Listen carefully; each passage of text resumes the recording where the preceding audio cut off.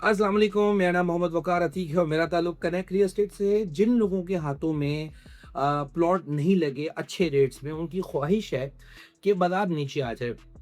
जबकि actual position ये है कि बाज़ार में बायर बेइंतहा ज़्यादा है और वो कहीं न कहीं ढूँढ-ढाँट के सोच समझ के परचेज़िंग कर रहा है।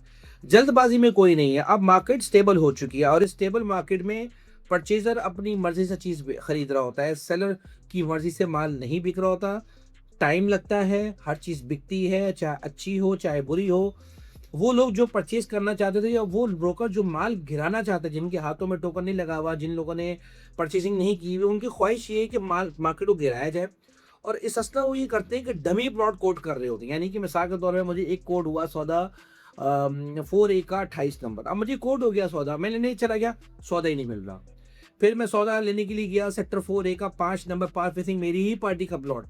100 में देते थे, नहीं देते अब, वो एक 15 में चले गए।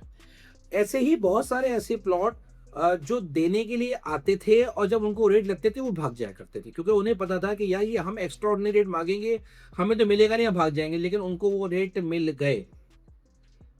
ब्रोकर्स क्या कर रहे हैं कि वो थोड़े से एवरेज प्लॉट, यानी कि 6D का 13वां 14वां प्लॉट होगा कमर्शियल से। अब ये हमें पता है कि ये मार्केट में थोड़ा सस्ता बिकता है, खराब प्लॉट कतन नहीं है, एवरेज प्लॉट है।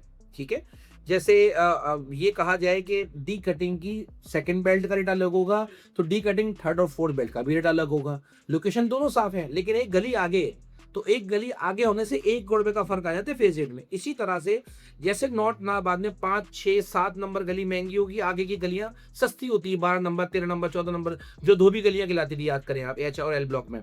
तो वहां क्या था, तो वो गलियां सस्ती ही तो होती थी। यहाँ पर भी ऐसा ही है कि जो शुरू की गलियां हैं थोड़ी महंगी होती हैं और फिर उसके बाद बिल्कुल सेक्टर के एंड पे चले जाएंगे तो रेट कम हो जाएगा।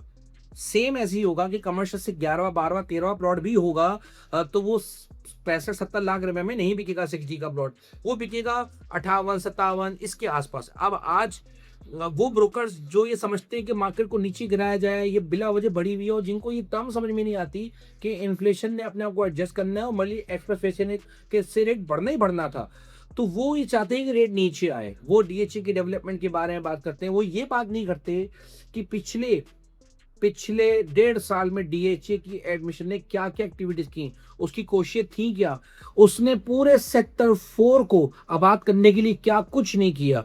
उसने 18 प्लॉट दिए इतने सस्ते दामों में, 1000 गज के और 1500 गज के गेटवे प्राइम में, जहां 18 बिल्डर्स को कनेक्ट किया और वहां पे उनको सस्ते दामों किस्तों में प्लॉट दिए गए कमर्शियल के, वो रेजिडेंशियल एक्टिविटीज के लिए पूरी हाई राइज ग्राउंड प्लस 10 की बिल्डिंग्स बनाए। उन्हें हर तरह की सहूलत दी गई। उसमें बड़े-बड़े ब्रोकर्स, बड़े-बड़े जो बिल्डर्स हैं वो इन्वॉल्व हो चुके हैं और आगे आने वाले, मुझे अल्लाह की ज़ात से उम्मीद है कि 6 से 8 महीने में वहाँ आपको आहिस्ता-आहिस्ता बिल्डिंगें दिगिंग होती हुई नज़र आएगी, उस पे एक्टिविटी होती हुई नज़र आएगी। और इसी के साथ-साथ सेक्टर 4 के बिल्कुल सामने इतनी एक्टिविटी हो रही है कि उस सेक्टर 1 में हर तरह की काविश हो रही है कि उसको आबाद किया जाए। आज अगर कोई 3D का प्लॉट ले रहा है 60 लाख का, क्या सोच के ले रहा है? वो ये सोच के ले रहा है कि अगले 5 सालों में 60 लाख का प्लॉट 1 करोड़ 20 लाख होगा। और मैं क्यों ये समझ रहा हूँ कि 1 करोड़ 20 लाख का होगा, क्योंकि मुझे पता है स्कीम 33 में कोई भी अच्छा प्लॉट 1 करोड़ 80 से कम में कुछ भी अवेलेबल नहीं है।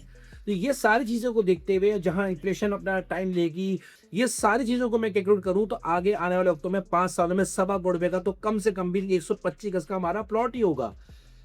ये सारी कनेक्टिविटी यहाँ हो रही, डीएचए की एडमिशन जितना काम करी आज से पहले इतना काम हमने होता हुआ नहीं देखा। मैं अल्लाह की ज़ात से उम्मीद करता हूँ, मैं ख्वाहिशमंद हूँ, मैं दुआ गो हूँ कि जितनी भी एक्टिविटीज़ डीएचए की एडमिशन आज कर रही है, चाहे वो प्राइम विला से रिलेटेड हो, चाहे वो वुडलैंड की एक्टिविटी की वजह से हो, चाहे वो अस्करी के अपार्टमेंट जो उन्होंने दे दिए कि वो उसके ऊपर सख्ती कर रहे हैं कि बनाए बनाए वो हो जाए, या उसके अलावा वायस वालों को उन्होंने प्रोजेक्ट दिया वो बनाए, चाहे वो जुराको वाले बनाए प्रोजेक्ट, चाहे वो इसके साथ साथ और भी बहुत सारे प्रोजेक्ट हेल्थ सिटी में आ रहे हैं। ये सब के सब चीज़ें अल्लाह करे डिलीवर होना स्टार्ट हो, मेरे और आपके सामने आना शुरू हो।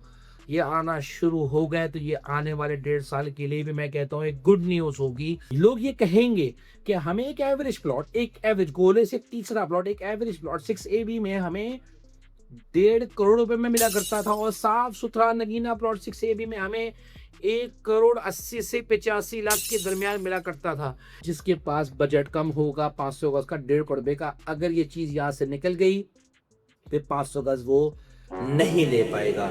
आज आपके पास मौका है, भरपूर मौका है, पैसे मौजूद हैं, ना डॉलर में लगा सकते हैं, ना गोल्ड में कोई अपॉर्चुनिटी, ना गाड़ियों में कोई अपॉर्चुनिटी, ना स्टॉक मार्केट में लगाओ, देखो क्या हो रहा है। कहीं आपके पास अपॉर्चुनिटी नहीं है, स्कीम 33 के रेट बढ़े हुए, 33 फीट की गलियां, डॉक्यूमेंटेशन में डबलिंग के बहुत ज्यादा खतरात। हर बंदा स्कीम 33 में काम नहीं करता भाई, ना कर सकता है। लोग करने वाले बढ़ भी रहे, नफा बढ़ भी रहे, हर बंदा नहीं कर सकता। ये अपॉर्चुनिटी को मिस नहीं करो, चीजें बहुत बेहतर हैं। 3-4 सेक्टर्स कमाल के होंगे आने वाले वक्तों में। 6AB, 7D, 3AB तो है ही अच्छा, sector 3C 200, sector 3D 3C 125 और उसके साथ साथ 4ABC 300, 4D 500,000, 5D 7C excellent locations हैं, इन्हें बिल्कुल इग्नोर नहीं करें, ऑन ग्राउंड जाएं, विजिट करना हो भाई हाजिर है। जज़ाकल्लाह खैर, थैंक यू।